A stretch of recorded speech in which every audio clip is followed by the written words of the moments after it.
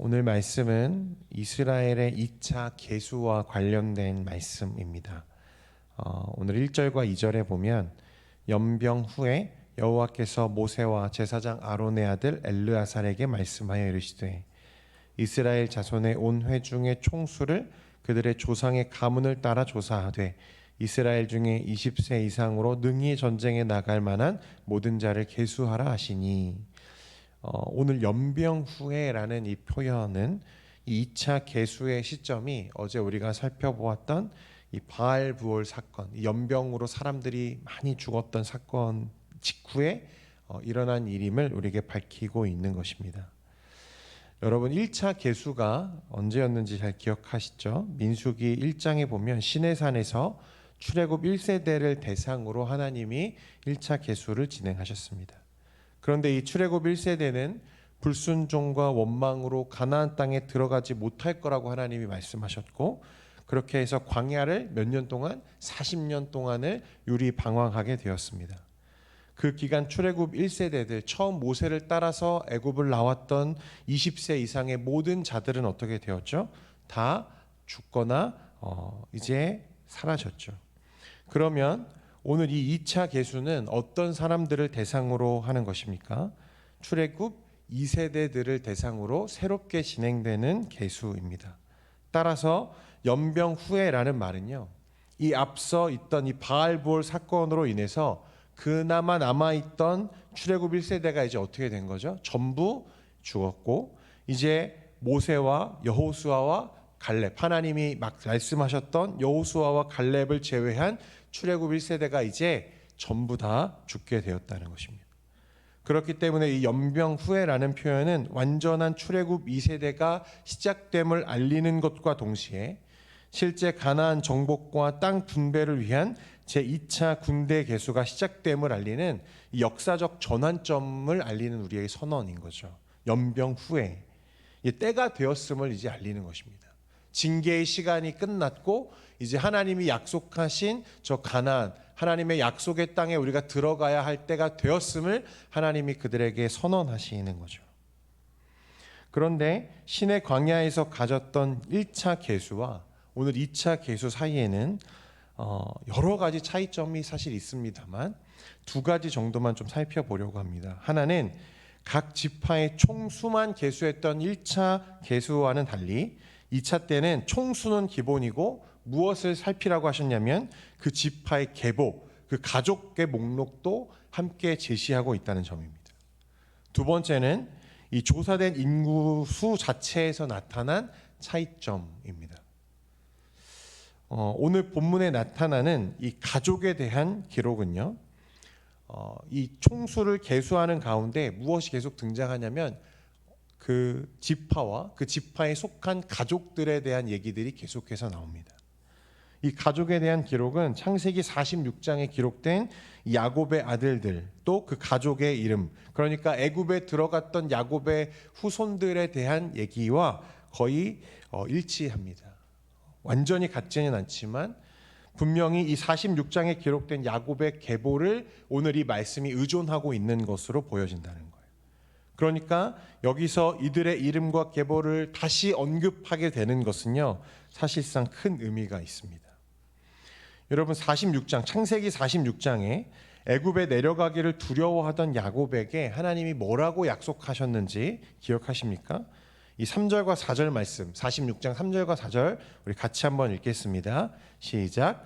하나님이 이르시되 나는 하나님이라 내 아버지의 하나님이니 애굽으로 내려가기를 두려워하지 말라. 내가 거기서 너로 큰 민족을 이루게 하리라. 내가 너와 함께 애굽으로 내려가겠고 반드시 너를 인도하여 다시 올라올 것이며, 하나님은 두려워하고 있는 야곱에게 큰 민족을 이루게 하리라고 그를 격려하시고 약속하셨습니다. 그러니까 오늘 이 계수에 창세기 46장에 기록된 그 이름들이 다시 등장하게 되는 것은 오늘 이 순간에 야곱에게 하나님이 약속하셨던 그 일이 이루어지고 성취되었음을 상기시켜 주는 거죠. 또한 이 계보는요, 이제 막 시작될 가나안 정복과 땅 분배와도 관련이 있는데 2차 계수 자체가 사실은 왜 하는 거죠? 여러분 이제 가나안 정복할 때가 됐다. 그리고 그 땅을 너에게 분배할 거다라고 하는 이 목적 때문에 사실 하는 거죠. 그것들을 상기할 때 이 계보들은 가나안 땅을 영원한 기업으로 주시겠다는 그 하나님의 약속과 그 성취가 다가오고 있음을 이스라엘 백성들에게 보여주는 것이었습니다. 큰 민족을 이루게 할 거야 라고 하셨는데 그 큰 민족이 실제로 지금 이루어져 있고 내가 너희에게 큰 이 약속한 땅을 너희에게 줄 거야 라고 약속하셨는데 그 땅이 우리의 것이 될 것을 하나님이 그 약속 가운데 성취할 것을 바라보게 하시는 것입니다. 이제 여기서 끝이 아닙니다. 이 약속의 성취는 또한 하나님이 아브라함을 부르시고 이스라엘을 조성하신 궁극적인 이유 무엇이죠? 이스라엘을 제사장 나라로 삼으시고 그들을 택하여 부르신 진짜 이유는 우리 주 예수 그리스도의 오심을 기대하는 것이었습니다. 그러니까 하나님의 약속과 성취 또 약속과 성취는 하나님의 말씀이 우리에게 반드시 이루어질 것을 또한 확신하게 하는데 그 약속의 궁극적인 성취는 무엇입니까? 예수 그리스도이십니다. 오늘 말씀은 우리가 그것까지 바라볼 수 있게 하는 거죠. 두 번째로 오늘 2차 계수가 1차 계수와 다른 점이 하나 더 있다고 말씀드렸는데 그 구성된 민족의 수가 1차 계수와 조금 다르다고 말씀드렸죠. 이 수가 차이 나게 된 이유에 대해서 하나님이 오늘 말씀하시죠. 언급하는데 그건 광야에서 있었던 몇몇 큰 사건들 때문이었습니다. 고라와 다단 같은 사건들이죠. 우리 9절과 10절 말씀 같이 한번 읽겠습니다. 시작. 엘리압의 아들은 느무엘과 다단과 아비람이라. 이 다단과 아비람은 회중 가운데서 부름을 받은 자들이니 고라의 무리에 들어가서 모세와 아론을 거슬러 여호와께 반역할 때에 땅이 그 입을 벌려서 그 무리와 고라를 삼킴에 그들이 죽었고 당시에 불이 250명을 삼켜 징표가 되게 하였으나 이것 외에도요. 사실 오늘 말씀 이외에도 에르와 오난, 나답과 아비후, 광야에서 진멸한 출애굽 1세에 대한 내용들이 말씀에 계속 언급됩니다. 이런저런 사건들과 이유 때문에 어떤 지파는 계수해보면 1차 계수 때와는 달리 그 수가 크게 줄어든 지파도 있고 또 어떤 지파는 더 늘어난 지파도 있죠. 그래서 1차, 2차 계수된 그 총수의 합을 계산해 보니까 차이가 얼만큼 나냐면 1820명이 줄어든 것으로 계수가 됩니다. 1820명이 줄었다. 이게 사실 얼마나 놀라운 일인지 여러분 모릅니다. 1차 계수 이후에요. 수많은 반역과 패역한 무리들, 늘 불평하며 하나님을 진노케 했던 출애굽 1세대가 어떻게 됐죠? 이 출애굽에서 다 죽었어요. 광야에서 다 죽었습니다. 그런데 2차를 계수하는 그 자리에 출애굽 1세대와 비교해서 전혀 차이가 없는 1800명밖에 차이가 나지 않는 수로 계수가 되는 것은 지난 그 40년 광야 생활 하나님이 얼마나 극진한 사랑으로 그들을 보살펴 왔는지를 보여주는 거예요. 여러분 제가 일전에 200만 명이 얼마나 큰 무리인지 보여드렸죠. 그 많은 사람이 물도 식량도 없는 광야에서 40년을 보낸다? 그것 자체도 불가능한 일이죠. 하나님의 비상한 은혜와 사랑이 없이는 전혀 가능하지 않은 일이었다는 뜻입니다. 그런데 그것만으로도 놀라운데 이스라엘 백성들이 얼마나 많은 순간 하나님을 반역하고 패역하고 돌아서고 또 불평하며 하나님을 진노케 했습니까? 그죠? 그런데 그런 와중에도 하나님은 늘 신실하셨다는 말입니다. 오늘 이 계수의 결과는요, 사실 너무나 놀라운 거예요. 그리고 그와 동일하게, 그와 똑같은 은혜와 사랑을 사실 저와 여러분이 받고 있다는 사실을 오늘 말씀은 이야기하고 있는 것입니다. 우리는 예수를 믿었고 그 사랑과 은혜를 깊이 체험한 자들임에도 불구하고 우리는 어떻습니까? 매일매일 실패합니다. 남을 판단하고 남을 정죄하고 감사하지 않고 불평하고 사랑하지 않는 우리의 일상이 얼마나 하나님 앞에 패역한 우리의 삶인지 모릅니다. 만약 우리의 구원이 우리의 생명이 하나님의 신실함에 의존하고 있지 않고 우리의 행위와 우리의 노력에 달려 있는 것이었다면 여러분, 결단코 우리는 하나님 나라에 들어갈 수 없었을 것입니다.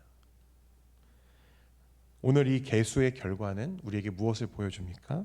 하나님이 얼마나 큰 사랑과 은혜로 그 성도와 백성을 견인하고 계시는지를 우리에게 보여주는 거예요. 하나님이 저와 여러분을 붙잡고 계십니다. 믿으십니까?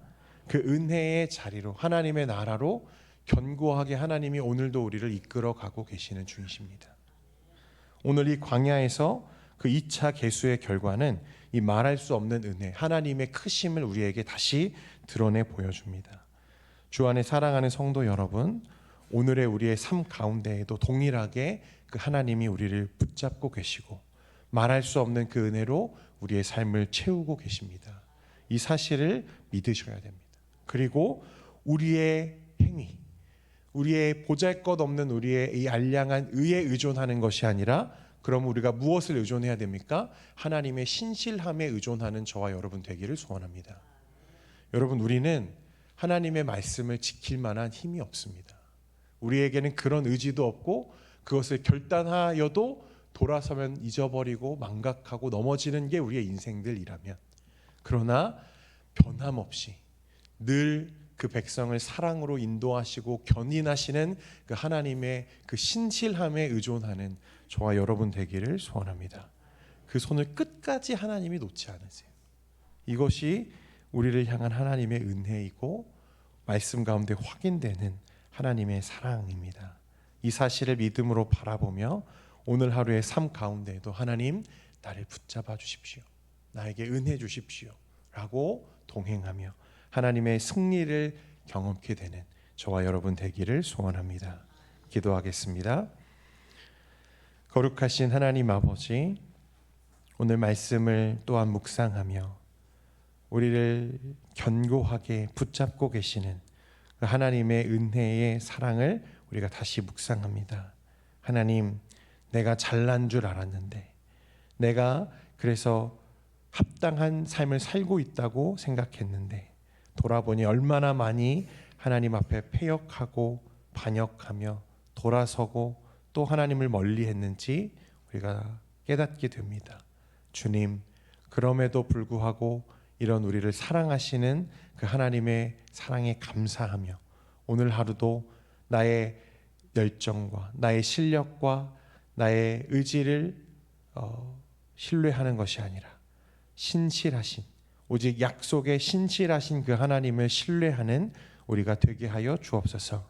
그래서 오늘도 나를 그 사랑으로 인도하시는 그 하나님의 말씀을 붙잡고 주님의 승리를 경험하는 우리 모두가 되게 하여 주옵소서. 이 시간 우리의 연약함과 또 우리의 기도의 간구를 가지고 하나님 앞에 나아갑니다. 주님, 우리의 기도에 응답하시고 하나님 속히 이루어 주옵소서. 예수님의 이름으로 기도합니다. 아멘.